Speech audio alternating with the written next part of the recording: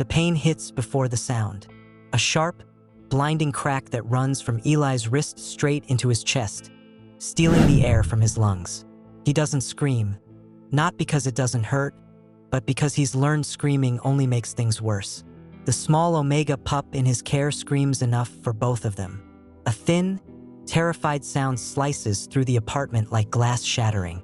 The child, barely 6 years old, golden brown hair matted with tears, scrambles backward on the hardwood floor, his plush rabbit clutched so tightly it seems threatened to burst. "No, Pookie, please," Eli whispers, clutching his arm as it hangs at an angle it was never meant to bend. His vision swims. The living room smells like spilled soup and fear, sharp and acrid, mixing with the metallic tang of blood where his wrist bone pressed wrong against skin. "You useless Omega."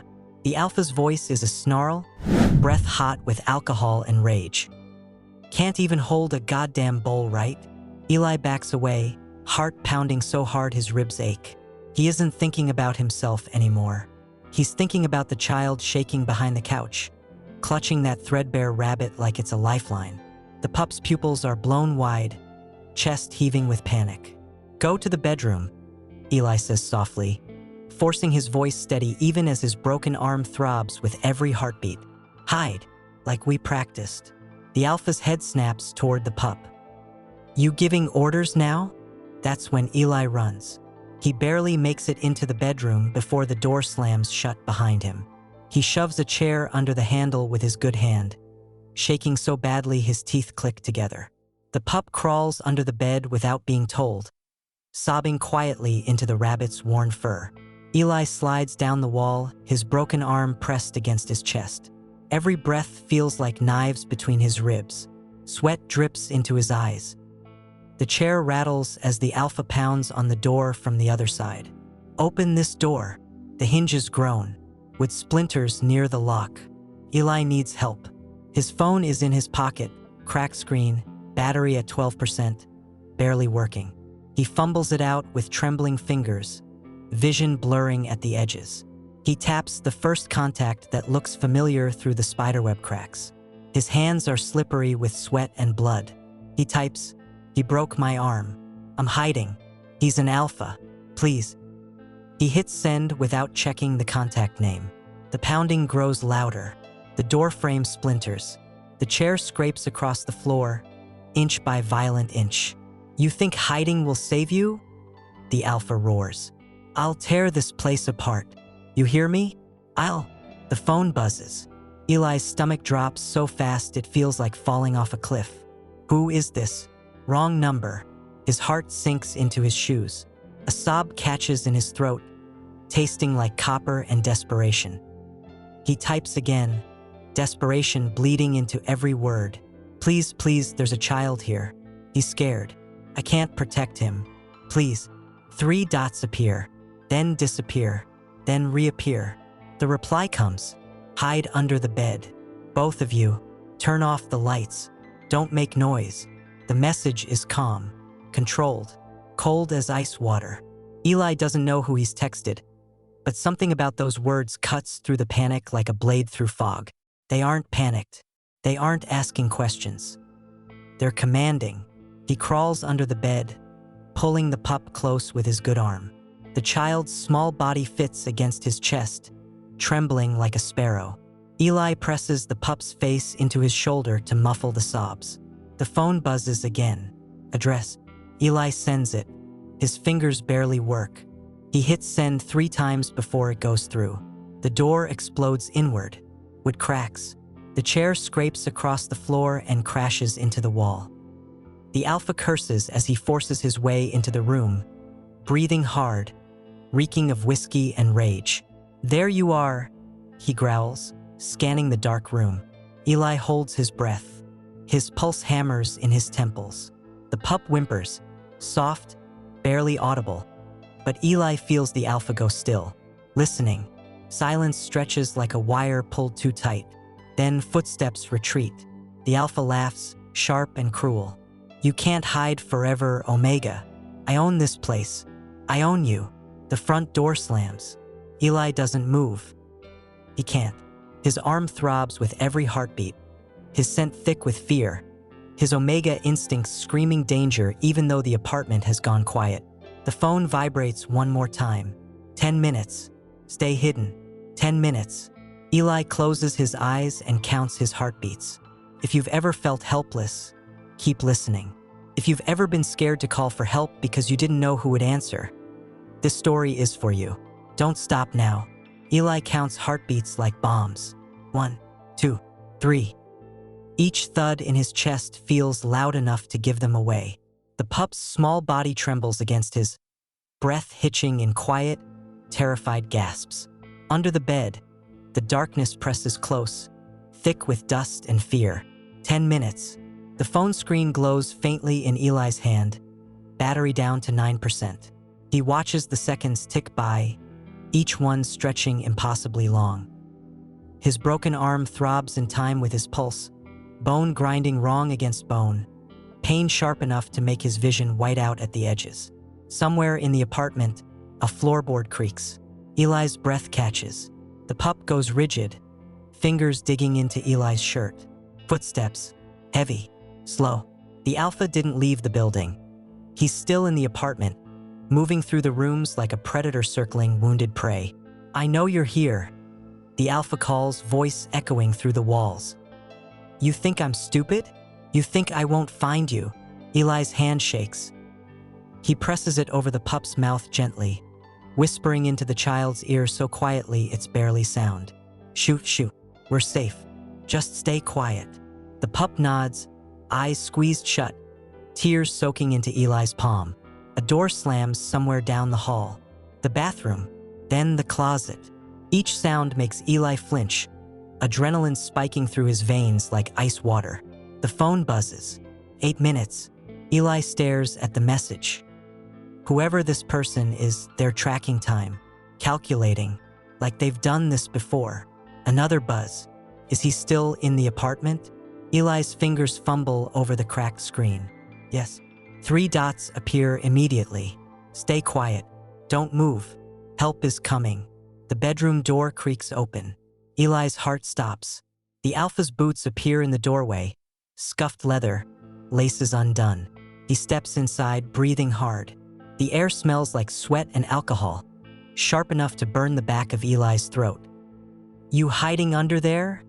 The alpha mutters. Like a scared little rabbit? The boots move closer. 1 step, 2. The floor groans under his weight. Eli holds his breath until his lungs scream. The pup's small body is perfectly still, frozen in terror. Eli can feel the child's heartbeat racing against his chest like a hummingbird's wings. The alpha's boots stop at the foot of the bed. Silence. 1 second, 2, 3. Then the boots turn and walk toward the closet. Hangers screech as the alpha yanks the closet door open, clothes rustling. Come out, Omega. Don't make this harder than it needs to be. Eli's phone buzzes. Too loud, too bright. He fumbles to silence it, heart in his throat. The alpha's boots freeze. Eli stops breathing. The phone screen dims. The room falls dark again. The alpha mutters something under his breath. Frustration, not recognition. He kicks the closet door shut and walks out of the bedroom, heavy footsteps retreating down the hall. Eli exhales in a rush, vision spotting. His lungs burn. The pup is shaking so hard his teeth chatter. The phone buzzes again. 6 minutes. Outside, the city hums. Distant traffic, sirens. The low rumble of a subway train somewhere beneath the streets. Normal sounds. The world moving on like nothing is happening. Like Eli's life isn't balanced on the edge of a knife. The front door creaks open again. Eli tenses, but the footsteps don't return. Silence settles, thick and suffocating. He doesn't dare move, doesn't dare hope. The phone buzzes. For minutes. Then another message. He left the building. Stay hidden anyway. Eli's chest loosens just slightly. The pup sobs into his shirt, a broken sound of relief and terror. Eli strokes the child's hair with trembling fingers, whispering reassurances he doesn't believe. It's okay. We're okay. Just a little longer. The clock on his phone ticks down. 3 minutes. 2, 1.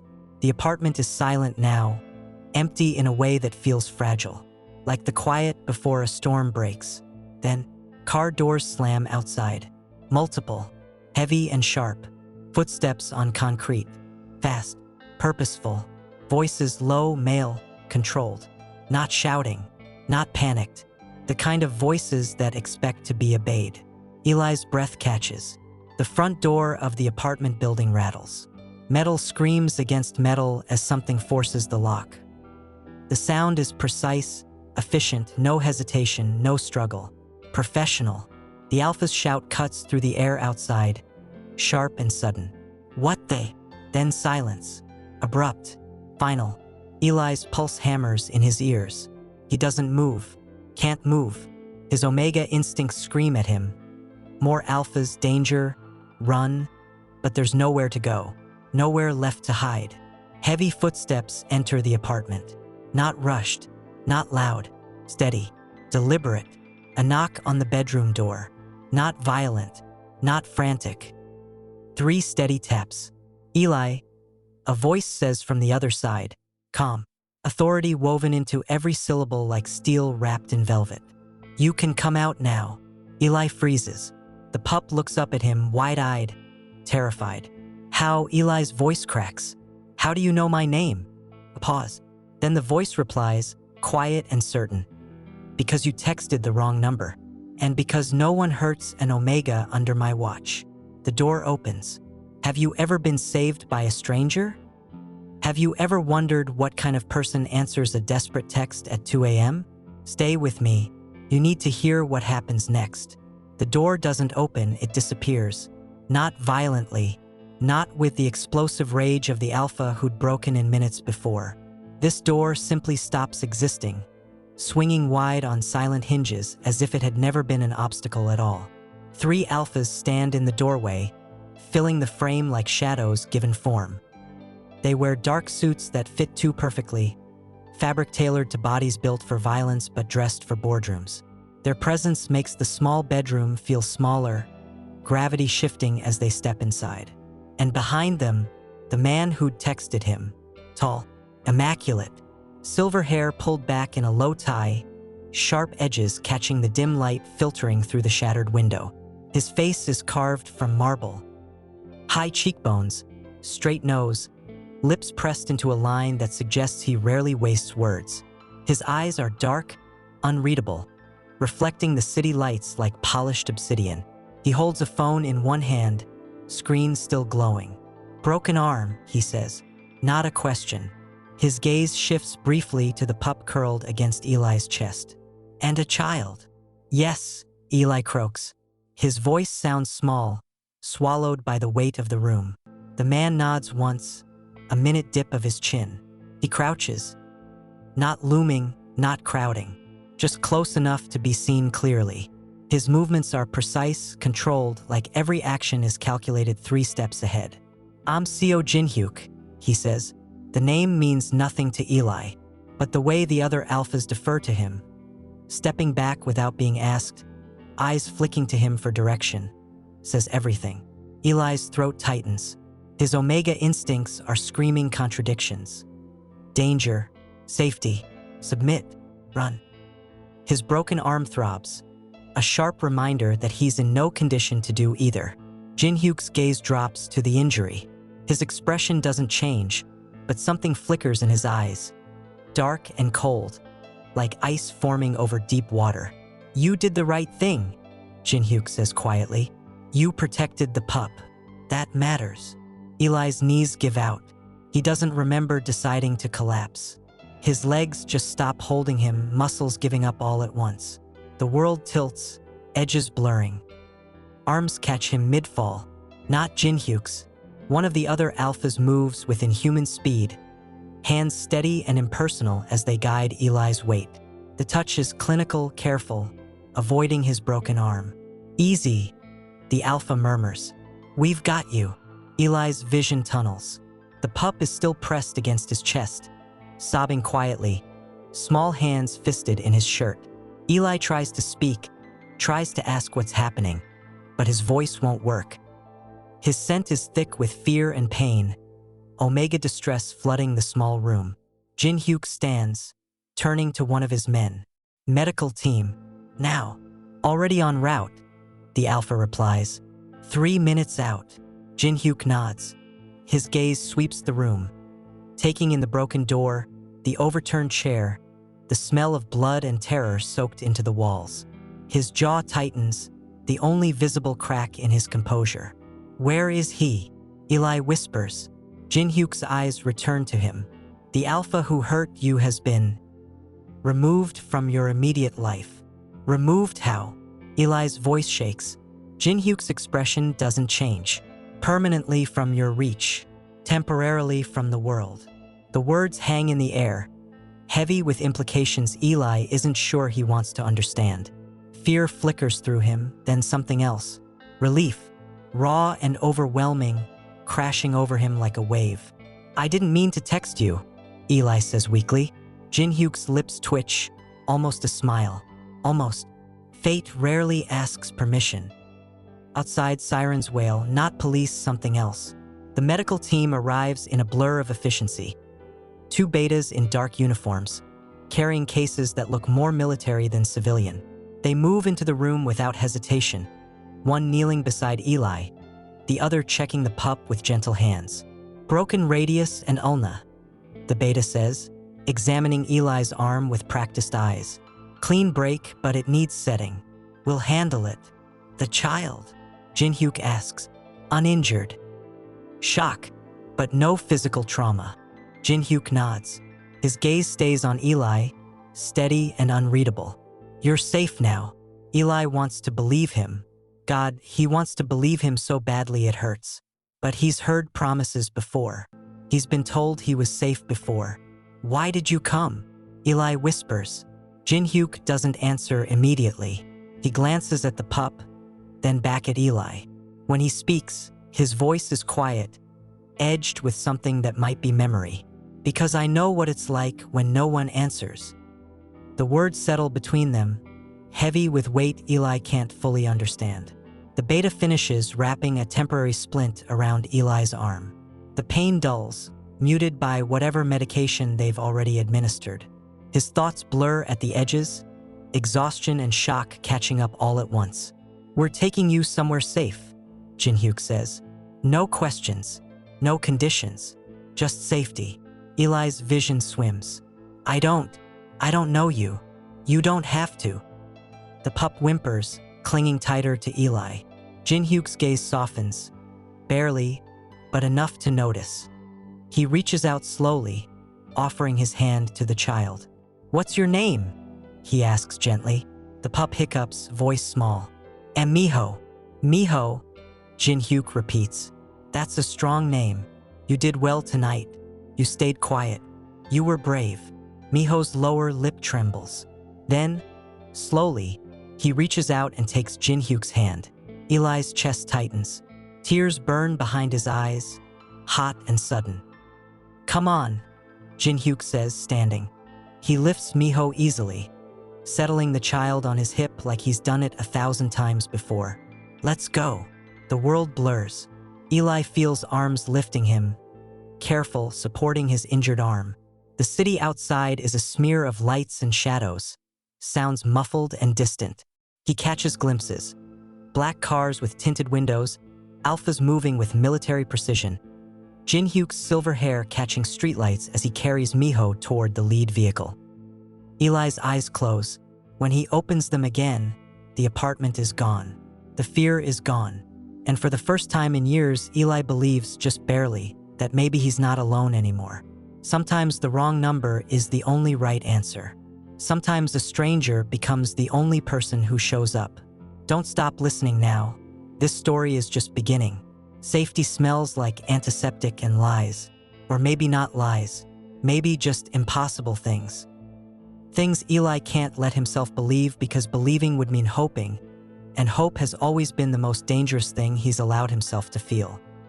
He wakes slowly, dragged up from sleep by the dull throb in his arm. The pain is muted now, wrapped in layers of medication that make his thoughts move like syrup. Everything feels soft-edged, distant. The room is quiet, too quiet. Eli's eyes flutter open. White ceiling, recessed lighting, soft and warm.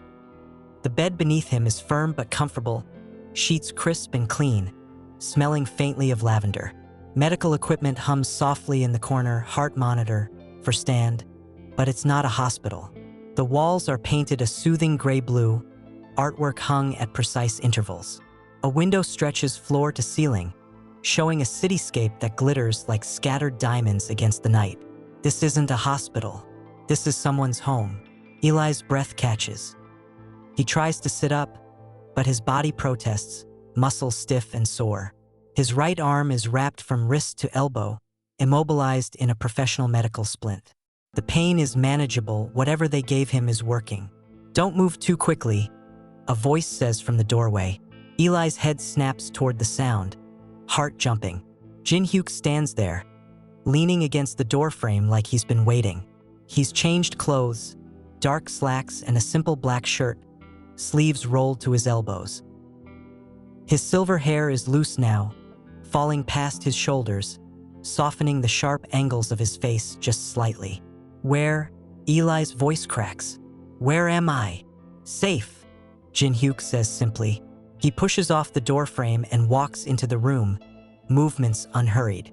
"My home, medical wing. Your arm has been set properly.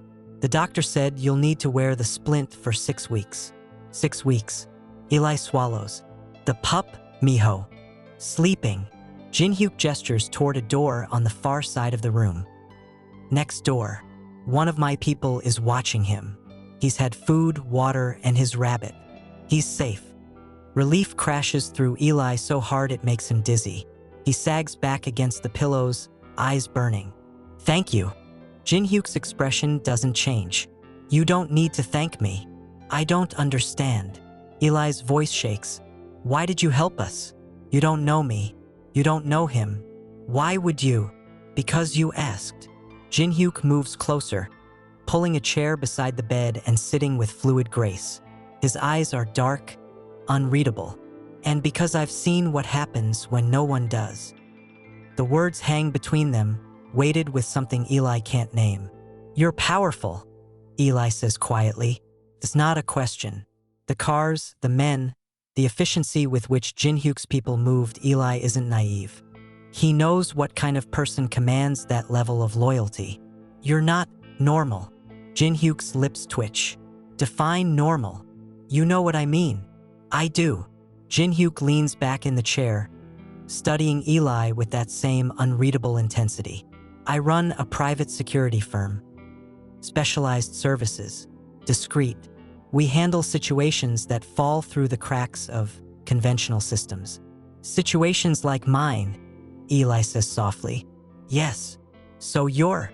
Eli hesitates, searching for the right word. "Mafia?" Jinhyuk's expression doesn't flicker.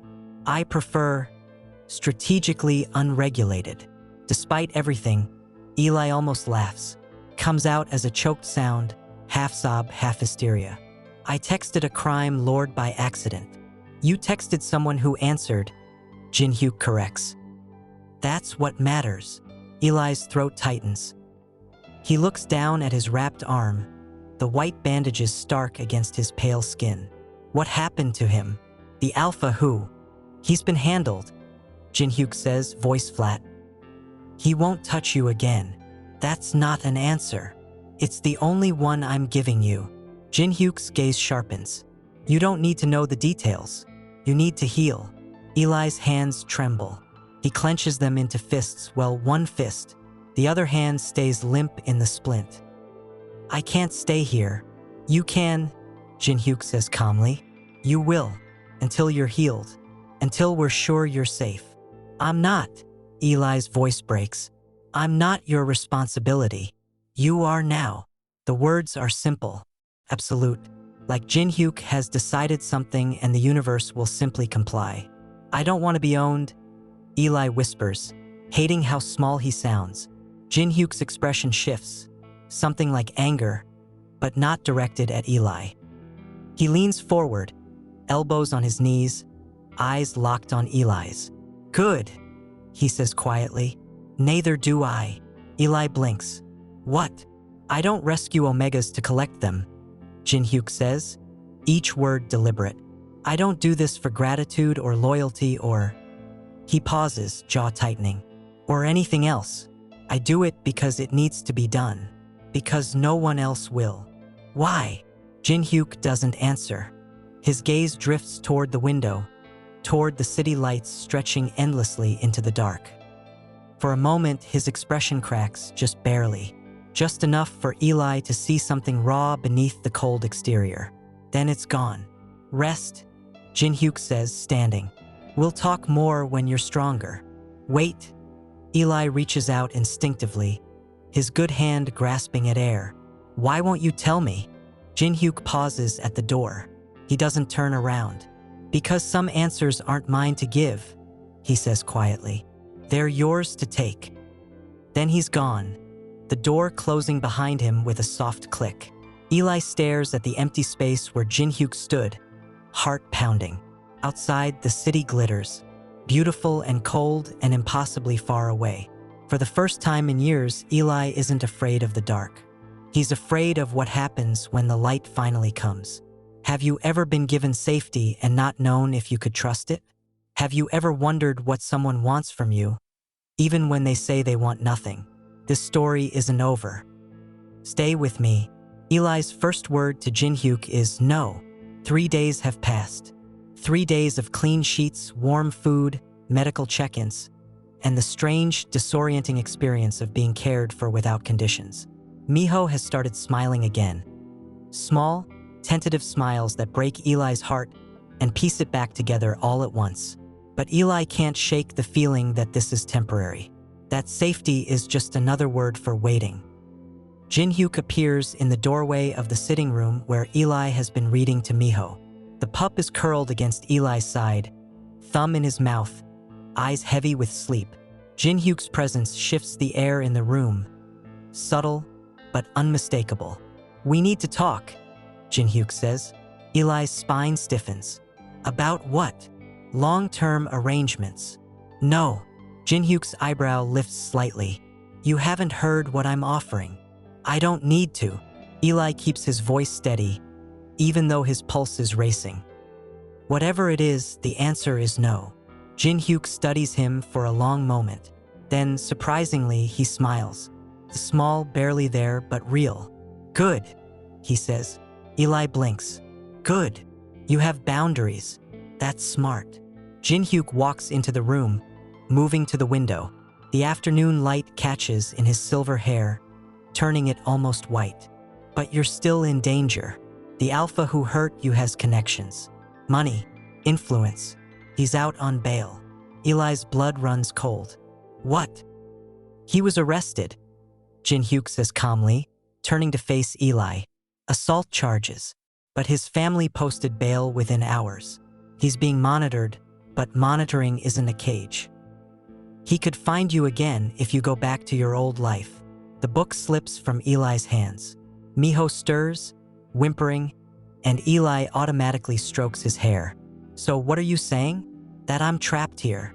I'm saying you have options, Jinhyuk replies. You can stay here as long as you need.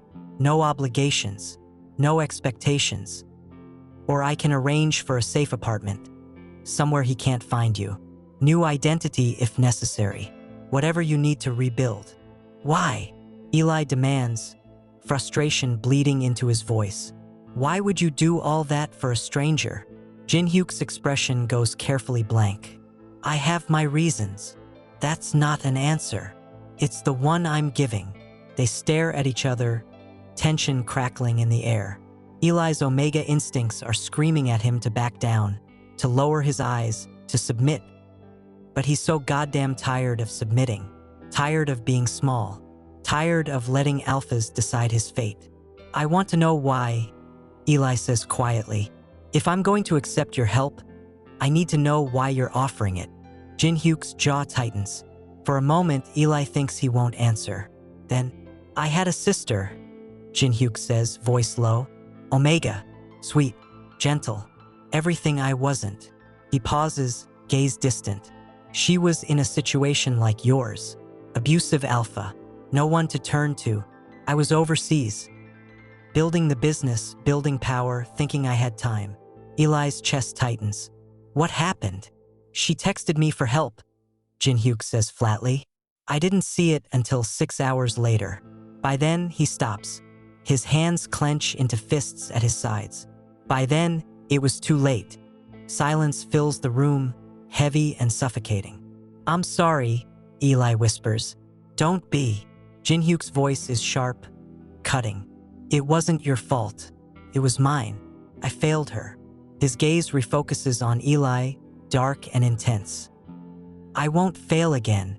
Understanding crashes over Eli. This isn't charity. This isn't power games or manipulation. This is penance. I'm not your sister, Eli says gently. I know. I'm not a second chance. I know that too. Jinhyuk's expression softens, barely, but enough. But maybe you're someone else's first chance. And maybe that's enough. Movement at the door draws their attention. Miho stands there, sleepy-eyed, clutching his rabbit. He looks between Eli and Jinhyuk, lower lip trembling. Are you fighting? The pup asks in a small voice. No, Eli says immediately. No, Pookie, we're not fighting. Jinhyuk crouches, bringing himself to Miho's eye level. We're just talking. Grown-up stuff. Boring. Miho doesn't look convinced.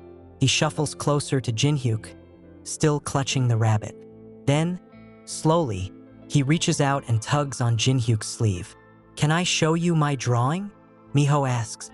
Jinhyuk's expression shifts, surprise flickering across his features before settling into something softer. Of course. Miho beams and runs off, returning moments later with a piece of paper covered in crayon scribbles. It's you, he announces proudly, showing Jinhyuk a stick figure with silver hair. Jinhyuk takes the drawing with both hands, studying it like it's a priceless artifact. This is excellent work. You're very talented. Miho giggles, delighted. He climbs onto Jinhyuk's lap without hesitation, settling there like he belongs. Eli watches, throat tight. The cold, dangerous alpha who'd appeared in his broken apartment now sits cross-legged on the floor, listening to a 6-year-old explain the intricacies of crayon art. Okay, Eli says quietly. Jinhyuk looks up. Okay, I'll stay, for now, until we figure out what's next. Eli meets Jinhyuk's eyes, steady and certain. But I'm not hiding forever, and I'm not giving up my life. He pauses, searching for the right words. I want to be strong enough that I don't need saving. Jinhyuk's expression shifts. Something like pride flickers in his eyes. Then we'll make you strong, he says simply. Outside, the sun sets over the city, painting the sky in shades of amber and rose. Somewhere out there, threats still linger. Danger still waits. But for now, for this moment, Eli allows himself to believe, to hope, to imagine a future where he's more than just a victim waiting to be saved. A knock interrupts the moment, not at the apartment door, at the main entrance, echoing through the halls. Jinhyuk's entire body goes tense. He stands smoothly, setting Miho down gently. Stay here, he says, voice sharp. What's wrong? Eli asks, standing too. Jinhyuk doesn't answer. He's already moving toward the door, pulling out his phone, thumb flying over the screen. One of his men appears, the same alpha from the first night, and they exchange rapid, clipped words Eli can't hear. Then the alpha's face goes pale. Sir, he says, it's him, the abuser. He's at the building entrance. Eli's world tilts. How? Jinhyuk's voice is ice. How did he find this location? Unknown, but he's demanding to see the Omega. Says he has legal rights.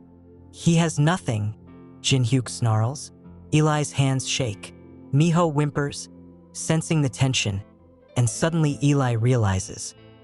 This safety was always temporary. The shadow in his past just found him again. Sometimes the monsters follow you. Sometimes running isn't enough. Stay with me. Eli's about to discover something he never knew he had. The shadow in the alley has his abuser's eyes. Not literally, not yet, but Eli sees them everywhere now. In reflections, in crowds, in the dark corners of rooms where light doesn't quite reach. 3 weeks have passed since that night at Jinhyuk's door. 3 weeks of heightened security and careful routines, and Eli still can't shake the feeling of being watched. The abuser was turned away that night. Jinhyuk's lawyers buried him in restraining orders and legal threats until he retreated. But retreating isn't disappearing. It's just waiting. Eli knows this because he's lived it before. Again, Jinhyuk says from across the training room. Eli's muscles burn.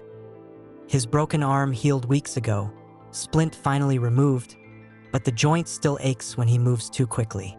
He's standing in a private gym 3 floors below Jinhyuk's penthouse, wearing athletic clothes that actually fit, learning things he never thought he'd need to know. How to break a hold, how to strike vulnerable points, how to run strategically instead of blindly. I can't, Eli gasps, bent over, hands on his knees, sweat drips onto the mat. You can, Jinhyuk corrects. He's not even winded, standing in a black training shirt that shows the lean muscle of someone who spent years turning his body into a weapon. You're stronger than you think. I'm an Omega. Eli snaps, frustration bleeding through. I'm not built for this. Jinhyuk's expression hardens. Being Omega doesn't make you weak. Believing it does, that's what makes you vulnerable. He steps closer, not crowding, just present. Again, Eli wants to argue, wants to collapse, wants to go back to the safe room where Miho is learning math with one of Jinhyuk's people, Soyeon, a beta woman with gentle hands and infinite patience. But he doesn't, because 3 nights ago Eli saw him, the abuser, standing across the street from the coffee shop where Eli had stopped with Soyeon and Miho, just standing there, watching, smiling. Eli had frozen, heart in his throat, terror locking his joints. By the time Soyeon noticed and called for backup, the abuser was gone. Vanished into the crowd like smoke. No cameras caught him. No witnesses remembered him. It was like he'd never been there at all. Except Eli knew. He knew that smile, knew what it promised.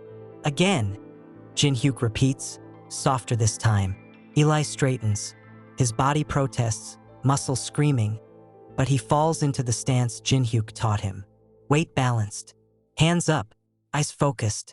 Jinhyuk moves, fast, controlled, and Eli reacts. His body remembers the training even when his mind panics. He twists, redirects, uses momentum instead of strength. His hand strikes toward Jinhyuk's throat, stopping just short. Better, Jinhyuk says.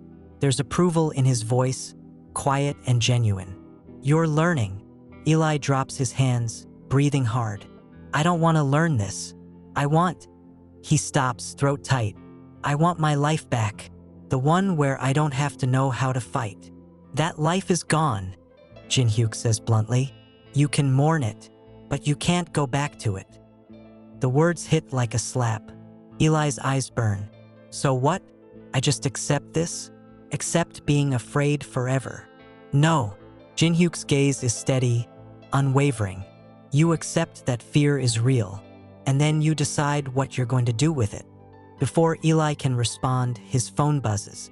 He fumbles it from his pocket, hands still shaking from exertion. Unknown number. His blood goes cold. The message reads, I see you every day, little Omega. You can't hide behind your alpha guard dog forever. A photo is attached. Eli's stomach drops as he opens it. It's him, from this morning, walking Miho to the car. The angle is from across the street, zoomed in, timestamped 3 hours ago. The phone slips from Eli's fingers. Jinhyuk catches it before it hits the ground. His expression goes flat, dangerously, terrifyingly flat, as he reads the message. He's been watching the building, Eli whispers. He knows where we are. He knows. He knows nothing. Jinhyuk cuts in, voice like steel. He's posturing, trying to scare you. It's working, Eli admits, hating how small he sounds. Jinhyuk hands the phone back. We're increasing security. No more outside trips without full detail. I'll have someone trace this number. No, Eli interrupts. Jinhyuk's eyebrow lifts. No, I'm not hiding anymore. Eli's hands clench into fists, nails biting into his palms. I can't live like this, locked up, afraid, waiting for him to make a move. I won't do it. Eli, I want to fight. The words come out fierce, raw.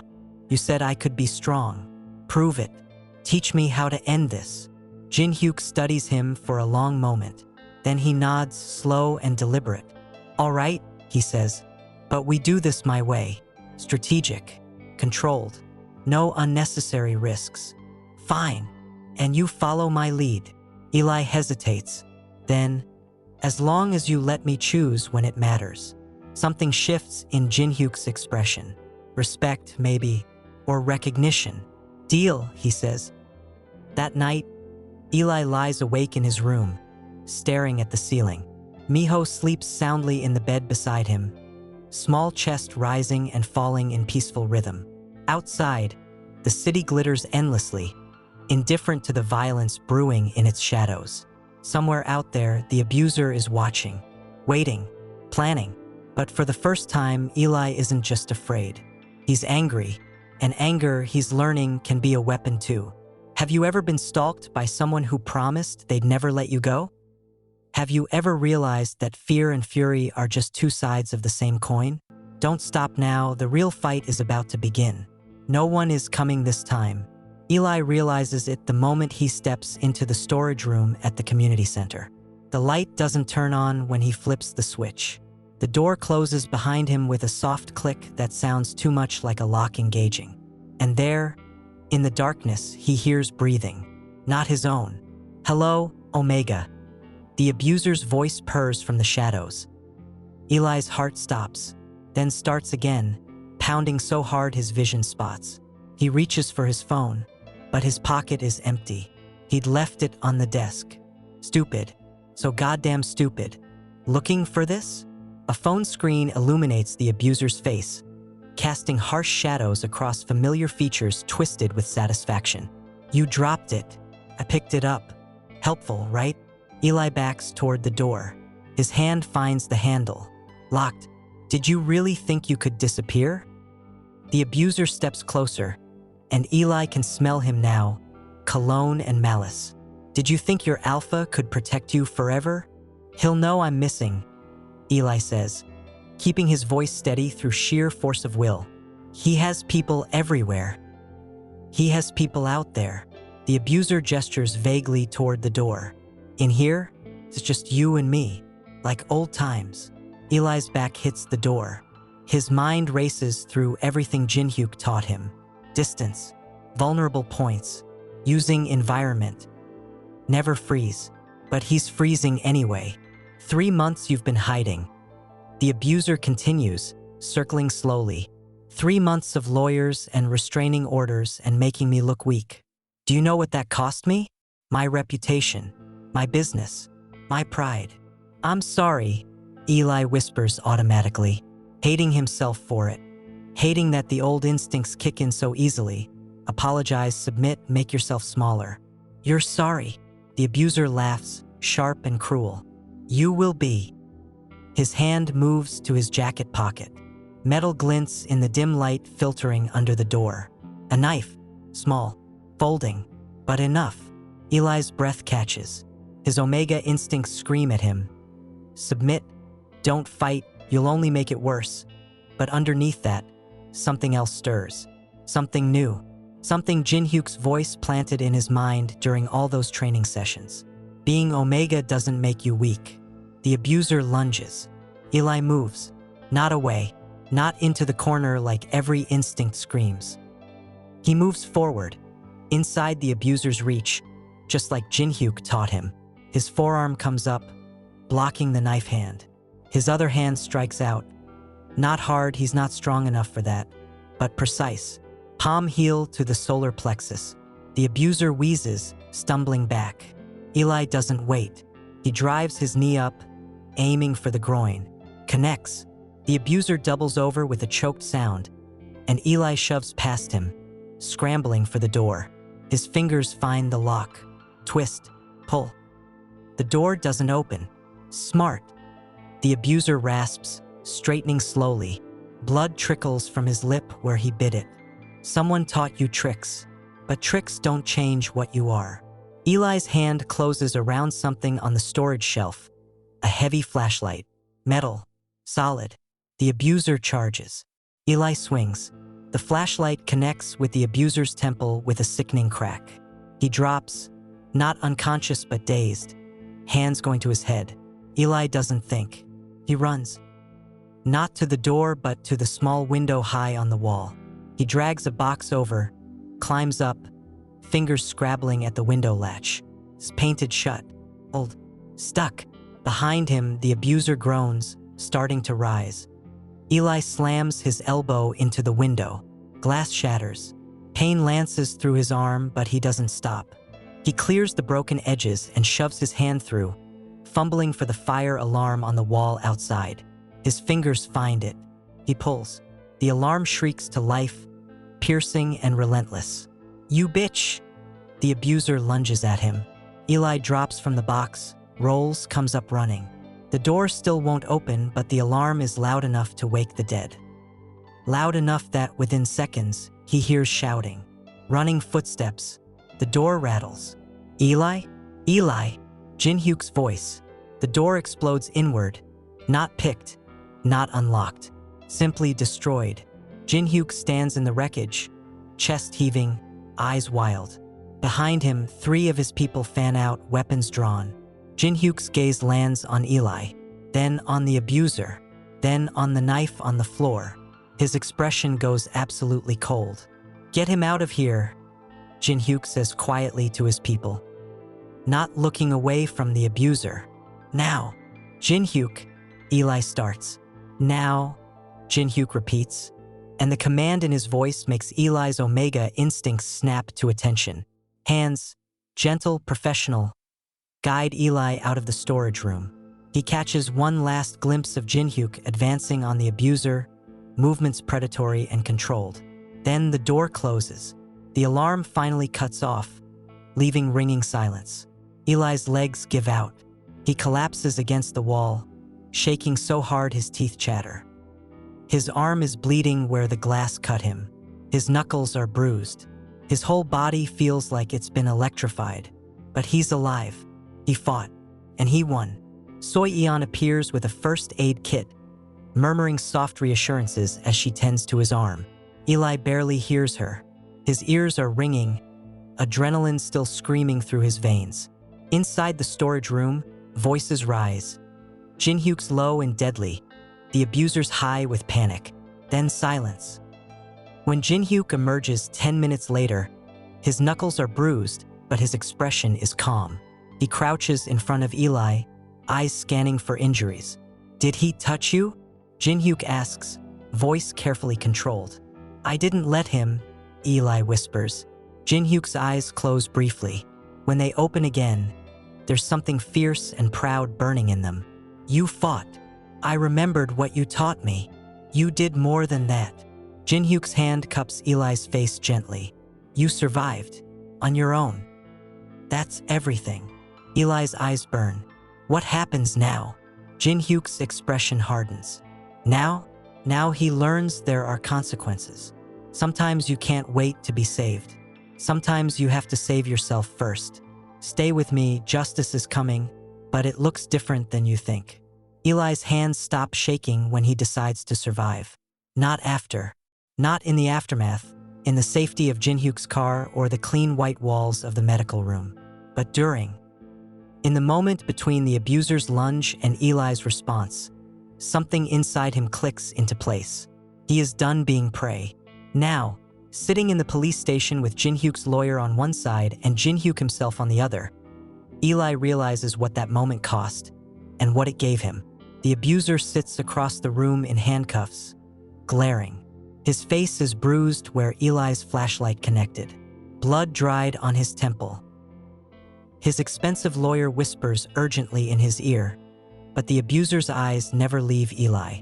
Even now, he's trying to intimidate, to reclaim power. Eli stares back, doesn't look away, doesn't shrink, just looks. The abuser's eyes widen slightly. Something shifts in his expression, surprise, maybe or recognition that the Omega he'd brutalized isn't the same person anymore. "Mr. Choi," the detective says, pulling out a chair. She's a beta woman in her 40s, sharp-eyed and professional. "Walk me through what happened." Eli takes a breath. "He lured me into the storage room, locked the door. He had a knife. And you fought back." "I did." Eli's voice is steady. "I used what I'd learned in self-defense training. I struck him, got away from the knife, and pulled the fire alarm." The detective makes notes. "You said he'd been stalking you?" "Yes." Eli pulls out his phone, the one Jinhyuk's people recovered and returned to him. He shows the messages, the photos, the timestamps proving weeks of surveillance. He violated the restraining order multiple times. The abuser's lawyer leans forward. "My client maintains this was a misunderstanding. He was simply trying to retrieve personal property. With a knife." Jinhyuk's voice cuts through the room like ice. "Interesting property retrieval method." The lawyer's mouth snaps shut. The detective's expression doesn't change, but Eli sees the way her jaw tightens. "The knife was found at the scene. Your client's fingerprints are on it. The storage room door was locked from the inside. There are cameras showing him entering the building and going directly to that room after Mr. Choi had entered. This wasn't a misunderstanding. He attacked me." The abuser snarls, ignoring his lawyer's hand on his arm. "Look at my face. That Omega assaulted. That Omega defended himself." Jinhyuk interrupts, voice deadly quiet. "Against an alpha with a weapon who'd already broken his arm once before. Against an alpha who stalked him, threatened him, and violated a court order to stay away." The detective nods. "Self-defense is clear. Mr. Choi has injuries consistent with defensive actions, not assault. Your client is being charged with assault with a deadly weapon, stalking, and violation of a protective order." She stands. "We're done here." The abuser lunges to his feet. "This isn't over." "Yes," Eli says quietly. "It is." The abuser freezes. Everyone in the room goes still. Eli stands slowly. Jinhyuk moves to stand with him, not in front, not shielding. Beside. Equal. "You don't own me," Eli says, each word deliberate. "You never did. You never will. And the next time you come near me or Miho, the only person you'll answer to is a judge." He pauses. "Actually, you're about to answer to one anyway." The detective gestures to the officers waiting by the door. They move forward, professional and efficient. The abuser's protests fade as they escort him out, his lawyer trailing behind with a briefcase full of losing arguments. The door closes. Silence settles. Eli's knees buckle. Jinhyuk catches him, has been ready to catch him this whole time, and guides him back into the chair. "Breathe," Jinhyuk murmurs. "You did it. It's over." "Is it?" Eli's voice shakes. "He'll get bail again." "He'll." "No." Jinhyuk crouches in front of him, hands steady on Eli's shoulders. "Not this time. Assault with a deadly weapon doesn't get easy bail. Stalking charges stick, and I have every camera angle, every message, every violation documented and filed. He's not walking out." "You can't promise that," Eli whispers. "I can." Jinhyuk's eyes are fierce. "Because I have resources he doesn't. Lawyers who don't lose. Connections that ensure judges see every piece of evidence. I told you once, no one hurts an Omega under my watch. That wasn't a comfort. It was a fact." Eli's throat tightens. "You could have killed him. In that storage room. I saw your face. I could have," Jinhyuk admits. "I wanted to. Why didn't you?" Jinhyuk's expression softens. "Because you didn't need me to. You'd already won. And killing him would have made me the criminal. Would have made you a victim of my violence too." He pauses. "You deserved justice, not revenge wearing my face." The words crack something open in Eli's chest. Tears spill over, hot and sudden, and he doesn't try to stop them. He just lets them fall, lets Jinhyuk hold his shoulders steady, lets himself feel everything he's been holding back. Relief, rage, grief, pride. "I hit him with a flashlight," Eli says through tears, half laughing, half sobbing. I actually hit him. You did, Jinhyuk confirms, and there's unmistakable pride in his voice. You were magnificent. I was terrified. Bravery isn't the absence of fear. It's acting despite it. Jinhyuk's hands move to cup Eli's face, thumbs brushing away tears. You survived. You fought. You chose justice over silence. That's courage. Eli leans into the touch, exhausted and wrung out and somehow, impossibly, lighter than he's felt in years. What happens now? He asks. Now? Jinhyuk's lips curve into something almost like a smile. Now you tell me what you want, not what you think you should want, not what's safe or expected. What do you want? Eli closes his eyes, takes a breath, opens them again. I want my life back, he says. But not the old one, a new one I built, one where I'm not afraid. Then that's what we'll do, Jinhyuk says simply. Together. The word hangs between them, weighted with meaning neither of them is quite ready to name. But for now, it's enough. Have you ever stood up to the person who hurt you and realized they were smaller than you remembered? Have you ever discovered that justice isn't about revenge? It's about reclaiming yourself? One more chapter. Stay with me. Justice wears a suit, not blood. 6 weeks after the storage room incident, Eli sits in a courtroom that smells like old wood and stale coffee. Miho is safe at home with Soyeon, drawing pictures and learning fractions. Jinhyuk sits beside Eli, dressed in charcoal gray, perfectly composed except for the way his hand rests on the bench between them. Close enough to touch if Eli needs it. Eli doesn't reach for it. He can stand on his own now, but knowing it's there helps anyway. The judge, a stern-faced alpha woman in her 60s, reviews the case files with meticulous attention. The abuser sits at the defense table, smaller somehow than Eli remembers. Diminished, his expensive lawyer looks resigned. Mr. Han, the judge says, addressing the abuser, you stand accused of assault with a deadly weapon, stalking, harassment, and violation of a protective order. The evidence against you is substantial. Security footage, phone records, medical reports, witness testimony. She pauses. Do you have anything to say before sentencing? The abuser's lawyer whispers to him urgently. The abuser shakes his head, jaw tight, stands. I loved him, he says, voice rough. I lost control, but I loved. Love doesn't break arms. The judge interrupts, voice cutting. Love doesn't stalk. Love doesn't threaten with weapons. What you felt was possession, entitlement, not love. The abuser's face flushes. He opens his mouth. Sit down, the judge orders. He sits. The judge turns to Eli. Mr. Choi, you've shown remarkable courage throughout this process. Do you wish to make a statement? Eli's heart pounds. He hadn't planned to speak, had told himself he didn't need to, that the evidence was enough. But now, with the abuser sitting 20 feet away, with the weight of months of terror and healing pressing on his chest, he stands. Jinhyuk doesn't try to stop him, just watches, steady and supportive. I don't hate you, Eli says, and his voice doesn't shake. I did. For a long time, but hate gave you power over me even when you weren't there. I'm done giving you power. The abuser's eyes widen slightly. You hurt me, Eli continues. You terrified a child.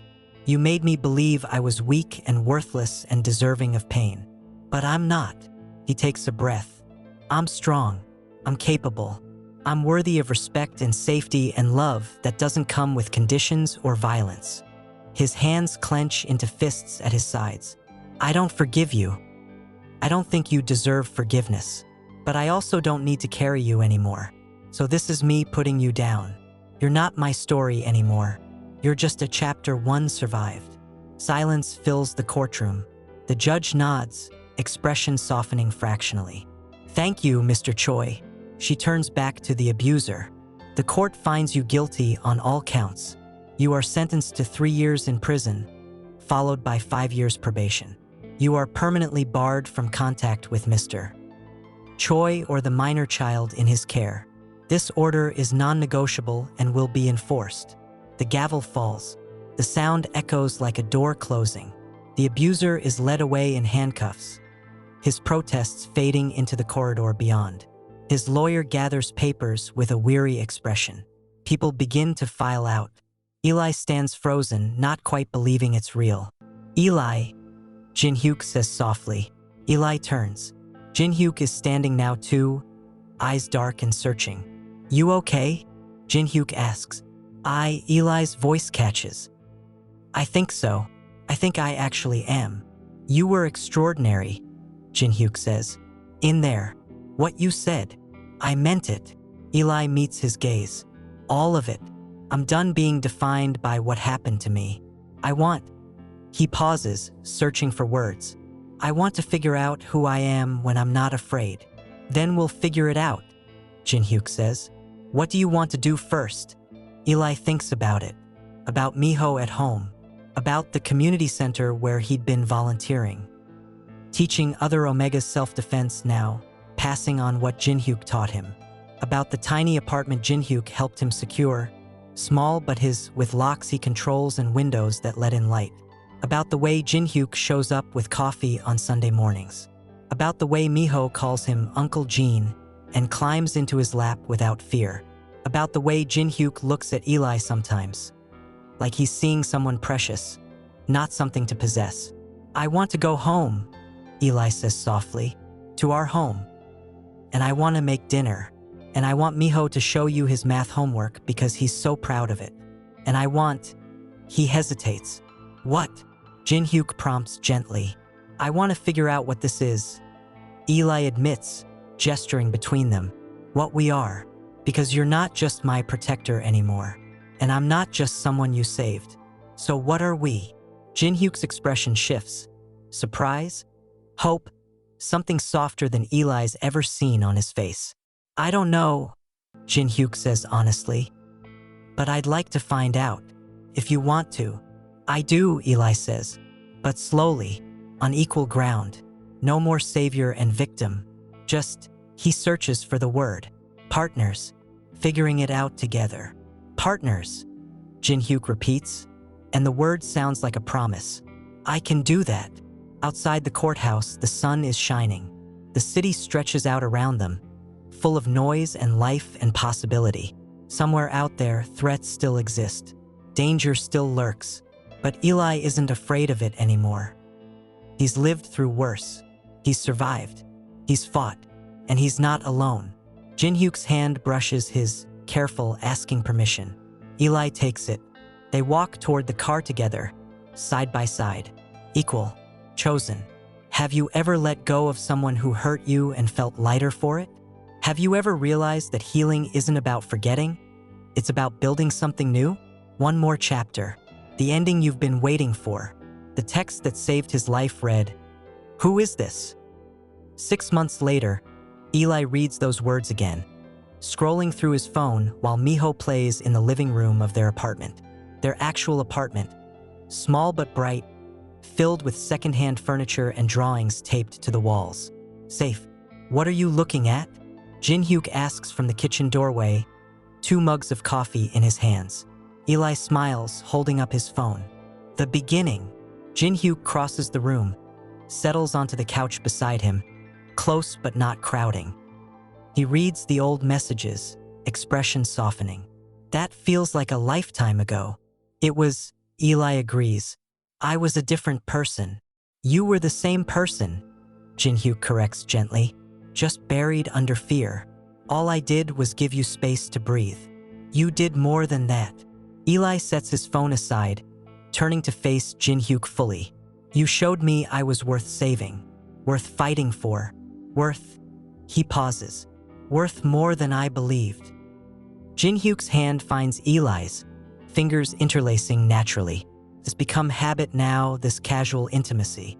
After months of careful boundaries and slow trust building, they've found a rhythm that works.